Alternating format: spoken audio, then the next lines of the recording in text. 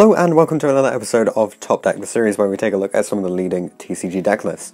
This time we have the 8th place list from the UK Open, and it's me playing Danger FTK. So I have the physical deck here that I can actually show off, with the Holy Trinity on top of here, of course. And I'll run through the list and we'll do the usual Top Deck structure of list itself, comments on the list, siding strategy rounds, and general questions. So we kick things off with the main deck, and this is a little bit atypical, which we'll explain as we get through. So start off with all of the danger names that are relevant. So 3 Jackalope, 3 Tsuchinoko, 3 Chupacabra, 3 Mothman, 3 Dogman, 3 Nessie, 2 Thunderbird, and 2 Bigfoot. That's it for the danger names. These guys are the worst, and I cut the deck down a bit from how it previously was, so just 2 and 2 of these. And remember to resolve the worst guys before the best guys, whenever you can, just so that you increase the probability of hitting the good guys and not hitting the bad ones. Then 2 Armageddonite, as everyone has already said, you only need 2. For Dark Worlds, Triple Brow, Double Snow, and Grapha. This can probably go down to 2. I'll discuss changes in a little bit further. For the one-of targets for the Armageddonite, we have 1 Zephyros, 1 Beast, and 1 Cannon Soldier. I think this is fairly standard. Sometimes you just have to get the extra draw, sometimes you like to bounce your danger names, and this, of course, lets you make Azathoth a little bit more quickly. Then for the spells, 3 Allure, 2 Beginning of the End, 1 Soul Charge, and 1 Upstart Goblin. No card destruction in here, and that rounds off this 40 card list. So let me just quickly discuss some of the basic theory behind the main deck then. So I decided to play a 40 card build mostly because I wanted to increase my chances of seeing hand traps. It was between this and like 45, 46, and it's something like a 5% increase of seeing my 6 hand traps that I sided. By going to a 40 card list, technically 39 with the upstart in here as well, I guess. To be honest, going forward, I think you should probably play this with more than 40 cards, maybe 45, 47, something like that. But you do have to change things up a little bit, and obviously put in like a 3rd Beginning of the End. Card destruction is not in here, actually. So the reason why card destruction is not in here is that, so you should know that all of my testing was done before the day before the event. I hadn't tested against any human beings. I'd only just run through the combo myself. And the day before the event, the evening before, I was testing against Dan, who I was staying with, and he was playing Altergeist. And what I was finding during all of the testing beforehand was that you often you burn through your hand extremely quickly, and because you're doing that, you often just get single cards. And any time that you have single cards, you're struggling unless it's the Beginning of the End or Soul Charge. And the reason for this is that your dangers don't do anything unless there's another card in your hand. So you eventually get to 1 card and then you can't play because you're top decking and things just stop working. Card Destruction is one of these cards where if you draw it mid-combo as that top deck, it does nothing for you because there's nothing in your hand to discard. It's great if you resolve it at the start, but if you don't resolve it at the start, it just doesn't do anything for you. I'd much rather play a 3rd Beginning of the End that at least does something mid-combo as your top deck card that gets you to these guys, or to multiple cards in hand, because once you have multiple cards in hand, you can start resolving your dangers again and succeeding in popping off. So that is one of the main things, I think. The upstart is generally fine because you are playing an infinite damage combo, so you don't have to worry about that. And the reason why I played the 2 the Beginning of the End instead of 3 in this build, so I didn't have enough time to test against actual people, and the theory had been put in place by a lot of people at YCS London who all played 2 of this guy, even on like the 42 card list. Which I think is correct for the low card count list. So if you go up to like 45, 47, like Bodan, you should probably play the 3rd one of these. I would change the main slightly. I would add in a Grinder Golem in the future, because it's one of these cards that you can draw mid-combo, unlike Card Destruction, and it does something because it gives you a link 4 just off a single card. And there's not a lot in the deck that functions off single cards outside of the spell lineup. So these are the ones you want to be top decking. Nothing really in the main is going to do a lot. Except maybe Armageddonite into Zephyros, something like that. But that's it for the main deck then. For the extra deck, have I got it here? Yeah. So, the most important part of the extra deck, we need the 5 Perry tokens, because sometimes you do summon all 5 with your Galaxy Tomahawk. To put it in the extra monster zone, bring out 5 tokens, and then suddenly you can start playing the game. So you need 5 of those. Then for the actual cards, 1 Nyala, so that we can make the Azathoth, which is my favourite card in the extra deck. Probably not the most important, and you can punish yourself by making this too early. Then Levia, which came up a lot when I was testing the combos before the event, but never in the event. And Galaxy Tomahawk came up like twice in the event, but never in pre-testing. I think it came up like once in pre-testing. And I like ran through a lot of test hands, and this didn't seem to come up an awful lot, but maybe it's because I wasn't dealing with so many I wasn't considering so many hand traps at that point. But that's it for the Xyz monsters. For the links, 1 Mermaid, 1 Linkaribo, 1 Space Insulator, 1 Proxy Dragon. This can of course be the Cyber Sorceress, I think it is, or the Ib. Cerberus and Phoenix, these are obligatory because you have to be able to trigger your Mermaid, trigger your Firewall by making Mermaid. 1 Unicorn, so you can loop the Firewall. Curious to send combo pieces, you can often send Armageddonite so you can then add it back and then start sending other things. Firewall, Sayuja, and Borosword. I think these 2 guys are some of the flex slots in the extra deck, and maybe the Levia as well, although I think you should play Levia. So this was because I wanted my game 2s to be a lot simpler, or anytime I went second I wanted to just set up basically, have stuff left in hand so I could keep playing if something went wrong, and then attack with this and attack with the big monster and win. This I wasn't playing originally because I thought that if you could make 4 monsters, then you'd either won or... if you make 4 monsters you should be winning, right? Except 4 is not enough to actually get this guy live. So sometimes you do have to make Skull Dreads in order to dig through your deck, get to the beginning of the end, which is why you should play a big deck and play 3. But then it just allows you to see the absurd power cards much more quickly, so I think this is actually a really good choice, and it came off to be really relevant within the last few rounds.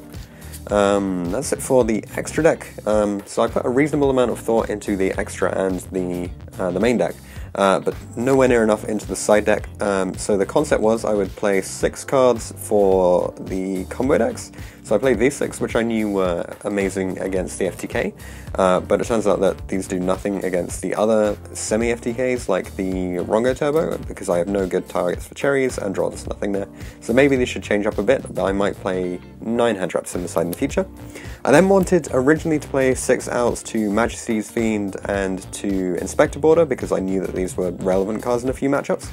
So the first 3 were 3 Pancratops, and I was playing 3 Chalice, but the night before the event I decided to change this up and play a different thing, which you'll see in a minute. Ultimately, based on the maths, you shouldn't really be trying to beat Inspector Border or Majesty's Fiend on their own, but if you expect your opponent to have both of them in the side, you could maybe consider deciding for it. It's just sad when you do lose to like a single monster, but I think you accept it because it's really unlikely for it to happen at a smaller event. At a bigger event, you're more likely to have that matchup to deal with. So that's it for that's like all of the sort of generic outs and monsters in the side deck. And triple twisters for back row decks. This was in the original version. Actually, I think it was originally Red Reboot, and then I switched to this because it has more coverage. You have to be able to pop floodgates when you see them as well. And then the things that replaced the chalices in the side, I decided to play the 1 Griffin because I really like this concept of you get hand trapped and then you can keep playing, because it's quite likely that you will get hand trapped, but you don't have to hope to draw something, you just see something in your extra deck. So you have something like a 58+% combo of being hand trapped post siding, and then this guy can help you win out as long as you have enough materials. You need like 6 materials to get this thing going. But beyond that, then you have the floodgates. I couldn't pick up a Mind Drain in time, so I played the 1 Imperial Order, which is obviously an auto winning against Striker, and the 1 Eradicator Epidemic Virus, which seemed very good against like Autogeist and stuff like that. So that is it for the deck itself. Since we've just gone through the side deck, I may as well put out the siding strategy now. So you can see a few interesting things, I guess, for the Danger FTK, obviously, putting in the 6 hand traps that are actually relevant. It's important to note that I didn't have much time to think, well, I didn't spend enough time thinking about what to side out of the main in order to side stuff in, and it's quite hard to side for this deck because everything is a combo piece. Or everything is a way to get to the combo. But going second, it seemed reasonable to take out some of the danger names since you have an additional card to play off. And you don't want to be taking out multiples of danger names because then you're more likely to hit multiples of danger names in your hand. So I just took out those 6 instead. Going first, you should definitely still be playing the Droll. Your opponent will have 6 hand traps, and it's very likely that they'll drop 1 on you, so you have to be able to have a response, and the deck has 0 ways to interact with your opponent in the main deck. So you have to side in ways to interact, and this is the only thing that's actually relevant. If you've taken the first turn, I don't think you're going to be able to resolve your cherries, and your opponent cannot play through Droll. Absolutely cannot play through Droll, and this came up a few times. Then against Striker, you know, you don't really have to do many changes. So for a lot of these siding strategies, I'll just put it up on screen now. Sometimes you're bringing in the Griffin with one of the traps, and just taking out like the Borosword because you're going first and you don't need it. If you're going second, you don't need the Griffin. You can just play with your current deck. You can make the Borosword instead and OTK your opponent. But maybe you want some extra back row removal like the Twisters or something. Maybe you want the Pankratops to be able to out Spectre Border or Majesty's Fiend. That kind of thing is basically all that's relevant. There is the case of course, when you go up against Thunder Dragons, you don't really want to change the deck because it has a very good matchup against them, but you can't play Snow in the main, so I was just taking out 2 Snow and either siding in double Pankratops or siding in double Twisters. Twisters might be the correct call because they can play the Floodgate and you have to be able to out that. But then you could just summon Pankratops and kill it off that way. So I think either of them is a good option for it. I don't think you have to play both of them, to be honest. You could probably just choose between Pankratops and Twisters and see how things go from there. So that is it for the siding strategy. Let's just set the sky up and we'll run through the rounds then. So in round 1, I went against Thunder Dragons, played by Ollie. I went 2-0, so game 1 I went and FTK'd him.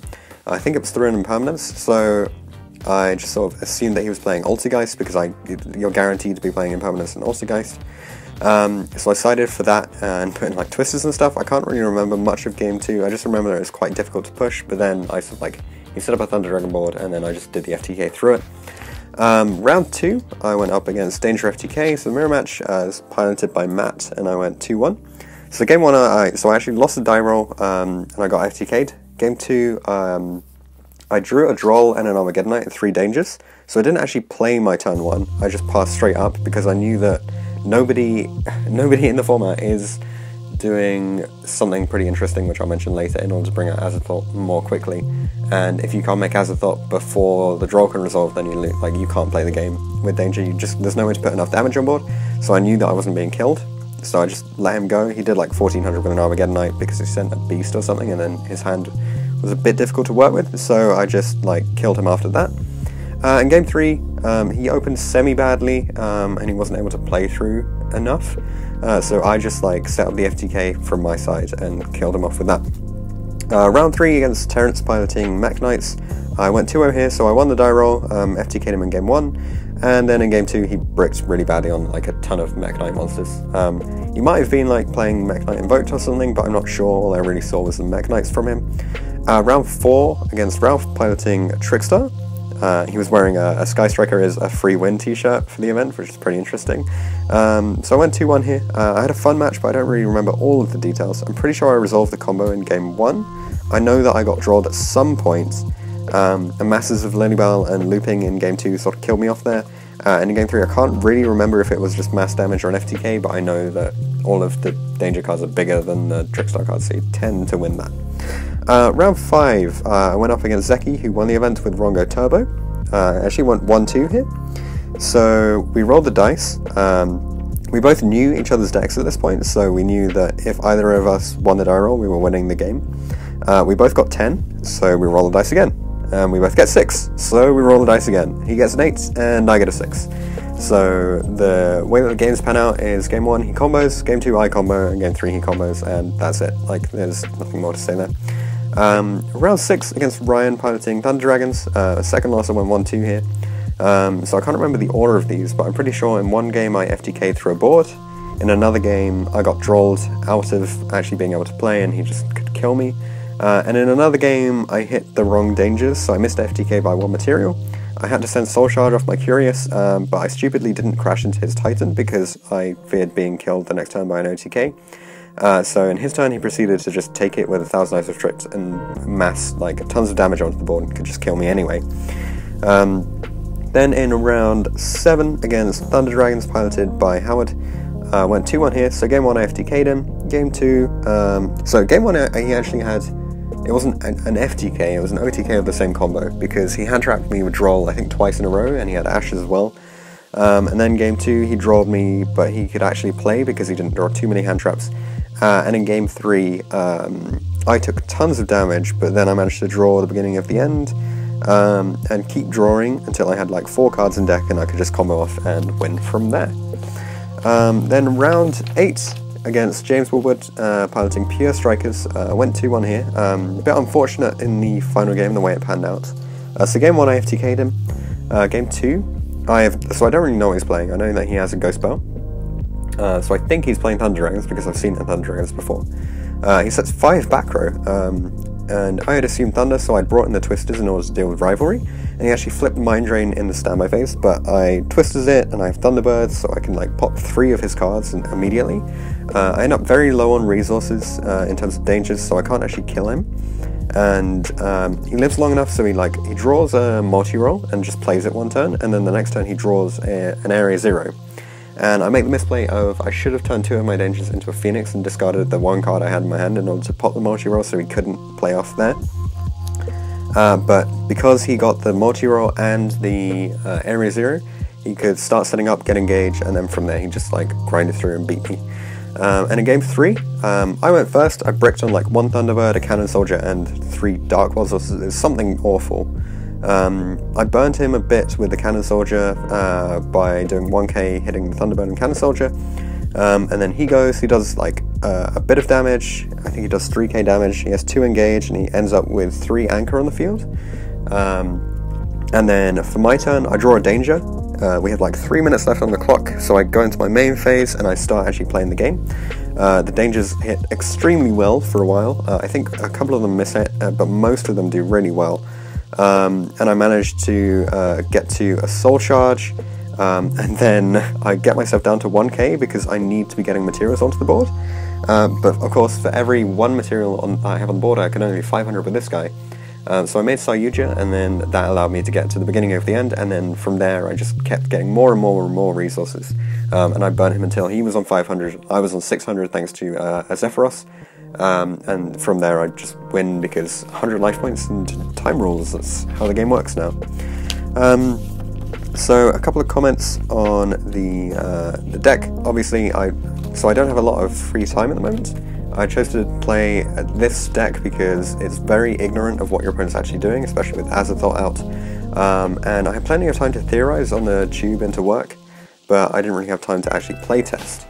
So the fact that you can play a deck where you don't have to really care about your opponent means that this deck is kind of silly in that respect, but it let me have the opportunity to play without having tons of time to test. Overall the event was really good fun. I got to meet a bunch of people and hang out with a bunch of people I already knew, and just chatting between rounds was really great. A couple more things on why I chose this version, or this deck at least. I was considering a bunch of options. After playing BA at the YCS, I still wanted to play something that had good matchups versus Thunder and versus Pure Striker, but I also didn't want to just lose because I didn't go first. So this at least makes it very likely for you to win if you go first. So I wanted that sort of balance, as well as the good matchups versus those other decks. In terms of changes, I've probably mentioned everything that's really relevant. As for the hardest and easiest matchups, hardest is anything that draws Droll, or anything that can FTK and wins the die roll. That's pretty much it. Pro tip, if you play a trap that can do 2k damage, then you can beat Rongo Turbo by just setting that, and you win from there, because they always go down to 2k thanks to Double Destrudo. So an interesting tech that's probably worth considering. This deck cannot play through a Droll and Logbird, but it can play through pretty much any other hand trap. Even the Ghost Reaper, which everyone is citing for it, you tend to be able to just at least amass some kind of board from it. So I was thinking about ways that you can make the Azathoth without having to have triggered a Droll, which means you can't resolve any of your danger effects because they'll all be drawing you cards, and the only other way is to like have discarded a danger and then manage to hit your own Chupacabra with itself, so that you can bring out your Azathoth, which is absurdly unlikely. So I was trying to think of ways that you could actually summon this guy out without triggering draw, and there are something like 10 or 11 level 4 darks or level 4 monsters in the deck. So if you can play any special summon level 4, then you can make this immediately, and your opponent never has the chance to draw you, which is basically the only way that you lose. So if you want to tech in something like Kage or Shade Brigandine, these were both probably my favourite options that I didn't have the time to pick up and play, or test, but if you want to test these out, I think these are really great options, just so that you can make this guy before anyone can hand trap you, and it makes the deck absurd in that you don't have to think about anything at all. Like even with the way it is now, you can lose to draw, but with that in there, you won't lose to it anytime you see those two cards in combination with the rest. So definitely worth giving that a go if you have the opportunity. I think that's about it for like techs and deck discussion. So I think we'll move on to shoutouts now. So shoutouts to Dan for letting me stay at his house and for being the only person I actually had the chance to test against pre-event. Although it was testing against Altergeist, and admittedly that never actually came up, it was really good to have that opportunity so I could prepare for it. Shoutouts also to John, Callum, Jason and Terry for all of the support from Outs. Shoutouts to Zeki for playing the correct deck and winning the event. And Ollie, Matt, Terrence, Ralph, Ryan, Howard and James for all being great opponents at the event. Shoutouts to Christian, Connor, Johnny, Omar, Luke, Usman, Ryan, Andre, Michael and Ollie for hanging out between rounds and afterwards as well. Shoutouts to Edom for supporting me from back home throughout the event and for being an amazing partner who is always happy to look at the puppy videos that I send her. And I think that's about it. So that's my first regional top, and you can probably expect me back in the game in 2019 when maybe the FTK format will be gone again. If you've got any comments or suggestions that you want to make, chuck them down in the comment section below, and I'll see you guys in the next one.